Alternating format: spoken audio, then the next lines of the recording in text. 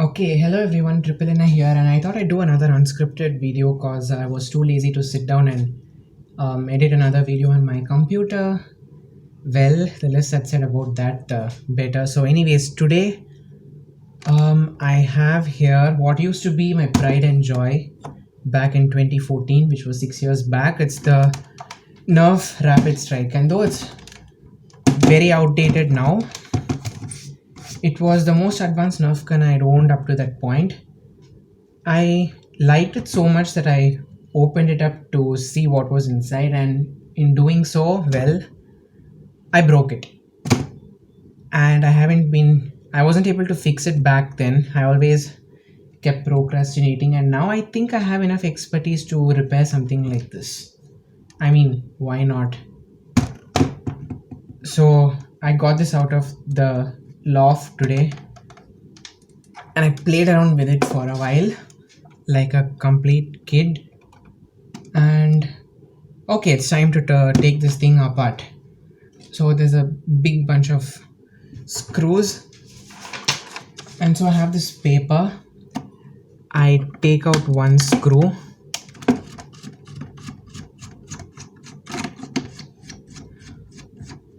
and I think each of the screws have a different length, so you can't really interchange them. So I take one screw out and I put it into this paper. I take another screw out. Maybe I'll just pull it out with a magnet attached to the screwdriver.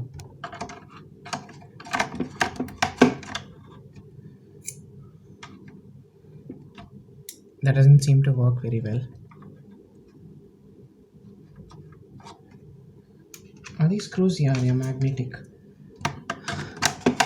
Okay, anyways, I guess I'll come back once I've taken the whole thing apart. Okay, so now I have the gun open, as you can see. It does look quite complicated, and when I first opened it up when I was 12 years old, I was kind of blown away, if you will, by the complexity of the thing. But in retrospect, it's not that hard. It's amazing how NERF got away without using a single microcontroller. It's all just a clever arrangement of a lot of switches which I have to figure out somehow. So the problem with this thing was I used to press the rev button, which would turn on these two flywheel motors that were actually in charge of accelerating the darts. And then when I would press the trigger, this thing refused to spin. It would just move forward and then kind of just get stuck in that position. I have a feeling that it's just a loose connection somewhere. I gotta recheck all the wiring, or maybe it could be because of worn out motors, but that's not a problem either, since it's all the three motors inside are quite those common ones. I don't know what they are called. So well, I guess I have to power it up now using my lab power supply, which I've set to 6 volts and a constant current of 100 milliamps. As you can see, the battery negative wire just came off the spring contact, which worried me in 2014 because I didn't know how to fix it, and that's why I got my first soldering iron. So I connect up power. Of course, 100 milliamps is not at all enough to spin these two motors, but when I press the rev button, something should happen. At least the current draw should go up to 100 milliamps and the voltage should drop. So I need to press this switch first. This switch basically told the gun that there was a magazine or clip inserted and you can power the motors up, because if there was no magazine, it wouldn't turn on. The positive wire goes through the switch, so I press this and this at the same time, and nothing happens. It's not drawing any power at all, which is a bad sign, but it's not that bad. I guess one of the switches has gone crusty or something, so I have to spend a little more time with this to see what's wrong. Okay, so I did a little more disassembly. I was able to take out the motor module. What fell out? Just this thing.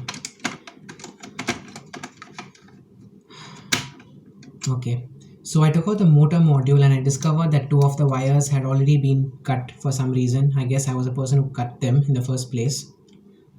And I also found a blob of solder, which was also probably my job. And on turning this thing over, I noticed that there was a bit missing from this copper area, and that this whole wire was just so crudely soldered, and I have no idea what's under this PCB right now. I guess I can just take it apart now. No, no, I can't. So I guess one of these wires was connected to. Oh wait, there's two PCBs, one on the bottom and one on the top. I guess I could try desoldering this joint, which might be the key to why this thing didn't work. So I have to fire up the soldering iron now. Okay, so now I have the motor mostly, the motor module mostly uncovered. I was able to get this big board out, which was nothing but this kind of ground plane shield thing. With a lot of damage, of course. I guess something has to be done about that, or maybe we don't need this thing at all. So what I uncovered was this unusual PCB in it. I thought it was just directly connected to the motors or something, but apparently now there's three capacitors. There's some stuff that looks like resistors under here, and a PTC fuse. I've desoldered most of the joints, well, three of them actually. The motor things, what do you call these things? Terminals were soldered directly to the PCBs, and the resistor things, their legs were kept long and they were pushed this way and soldered to the motor terminals as well. So I've unsoldered three of them, and I'm gonna do one on camera. And while doing this one, the motor terminal, it's kind of springy, so when I let go of it, the solder was still hot and it just splashed onto my face, which is kind of dangerous. Luckily I didn't get very hurt. So now let me try to suck up some of the solder from this part and make it a bit easier. It's not easy with the camera sitting right in front of my face, and that too my desoldering pump is broken, so I gotta do it manually. Okay, that turned out a lot better than I expected.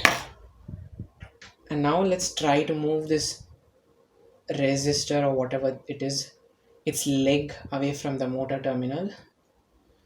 Oh, it's gonna be tough. Well, I could just do it using the soldering iron. Once I get the joint hot enough, it should just come away on its own. Exactly like this. Perfect. So now that we have that out of the way, I have to pull back on the terminal and try to get the solder to separate. I can't see it from behind the camera very well. I have to pull the terminal back when it's still hot. Okay, that just rebounded. Okay, pulling back harder and just trying to get rid of the solder through surface tension. Okay, I guess that should do it. There were also these yellow wires connecting to the center of the capacitor arrangement, which I don't know what they do. That's getting in the way. Pry this out and bam, I think it's done. Just wipe my tip and try to get the solder out of there. Oh god, it's a lot harder than I expected on camera. So just pull it back. Ouch! Again. Perhaps I should just do this thing off camera. Well, at least I showed it now. Okay, so I got the motor stuff out, and it turns out that the yellow wire was connected to the case of the motor, which seems pretty overkill. Well, and this board actually turned out to be some kind of a filter of some sort, which is really overkill for just a toy, but I guess they have to comply with the EMI regulations and stuff. So I was able to make a circuit diagram of each side, and it just has two inductors, one to supply and one to ground for some reason, and this strange capacitor filter, one across the motor and two in parallel that connect, I mean one on each side that connects to the motor case, I guess, to mitigate noise. Each of the caps is 150 nanofarads each, and I don't know about the inductors, and also one of the inductors is broken. I don't know when this broke, but well, I've decided to leave this board out since it really just seems too overkill for something like this. And the PTC might also have been a reason for this not working so well. I used to rev it up, but then it suddenly used to slow down. I didn't know why. And now that I know it's not controlled by PWM, but it has a PTC inside, that could be the cause. This thing just got hot for whatever reason. I don't see any burn marks on the board, by the way. It just got, oops, I dropped it. Anyway, it just got hot for some reason and slowed the motors down. Not very nice. I guess I'll go forward now. Okay, so I figured that there's nothing wrong with this part of the well circuit. Everything checks out fine. I powered it up and turns out that this white wire supplies the motors. Black, of course, is ground, and red is power, and there's nothing wrong with those. So all I have to do is extend this white wire connected to the positive side of the motors. Extend this black wire too and connect it to the other half of the shell, which connects to the battery. And I don't know if I should add diodes to this. It somehow seems unnecessary because there's absolutely no semiconductors inside this. I totally decided to leave out the filter circuit except for this small PTC. There must have been a reason why they included this, so well, I don't want to go against that. Another thing I discovered was that this uh, thing that gets feedback from the, what do you call this thing, plunger, is a bit sticky and it tends to get stuck. So I have a remedy for that. If I move the camera a bit, and that remedy, let me try to zoom into that part later. And that remedy is called WD-40. I recall that the plunger just used to go back and forth once and it would stop working, and I guess that it might have something to do with this feedback thing that kept getting stuck. So I'll just, let's see if I can zoom in. Yes, so let's just add a little bit of WD-40, not too much. So that's not the sticky part. I guess it's the switch then, so let me add some inside the switch.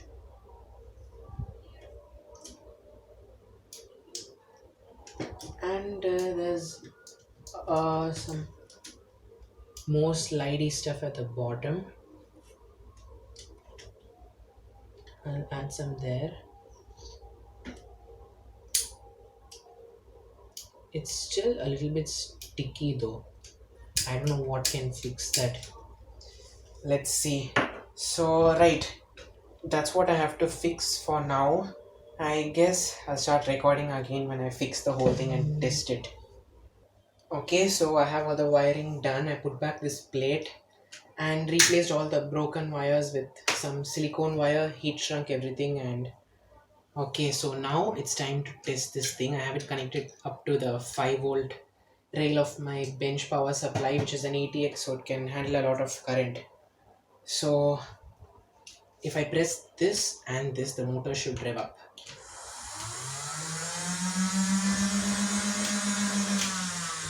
And yep, that's what the motors sound like. Each of them draws like around 500 milliamps at 6 volts or so. Maybe even more, I'm not sure, but this is the first time it's being revved up inside the gun in a very long time. So what I'm going to do now, I have a 12 round magazine from a Retaliator, which I'm going to try and put in. Of course, I'm going to struggle a bit because I just can't slide it in directly. Oops. Let's try to get rid of the... Okay. It's secured, and now when I press the trigger, the plunger should hopefully work. Oops. Let me test the... Okay. And nothing.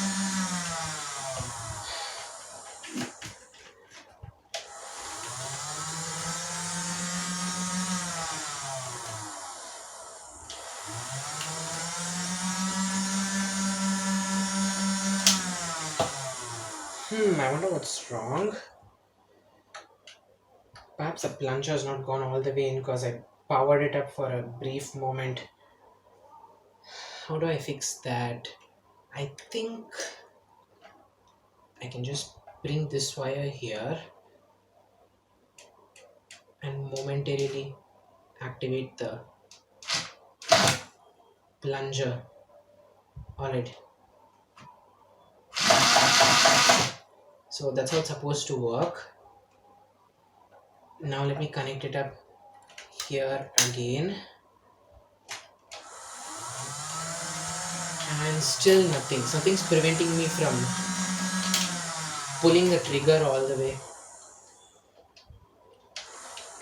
I wonder what.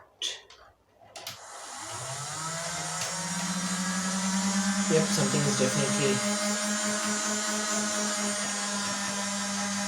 It's not that.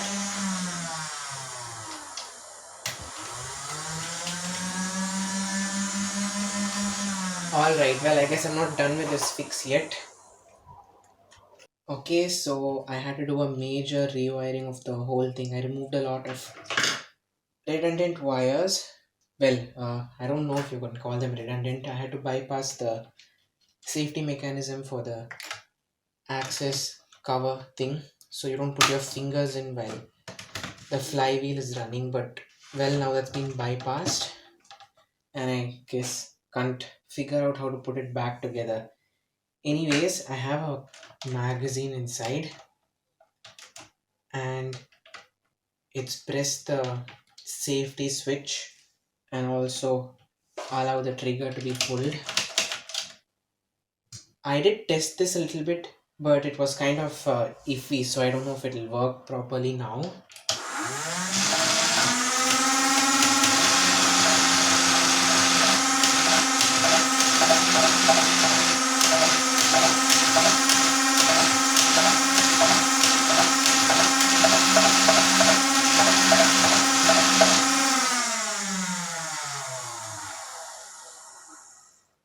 Not too bad, the triggers a bit here and there, but let's put this back together and see what happens. Okay, major development. I took out the plunger mechanism again, and I discovered that one of the inductors had broken off the PCB. Same problem as in the flywheel motor assembly. I never really considered this a huge problem. I did take this out to see if there were any loose connections, but there didn't seem to be. And the plunger was a little leafy, so my father suggested, well, he told me that there might be a loose connection somewhere, so I decided to take this thing out again, and well, there was a loose connection. So I guess once I put this back together, it should work perfectly fine.